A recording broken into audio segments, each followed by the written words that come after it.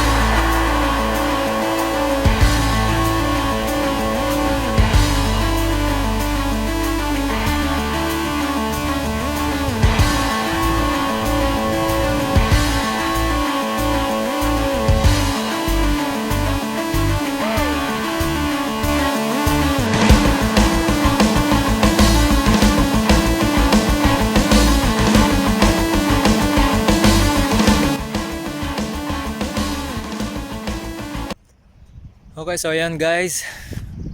So nandito tayo sa malapit sa bahay namin. So nakikita nyo yung area kung saan kami nakatira, puro mga building.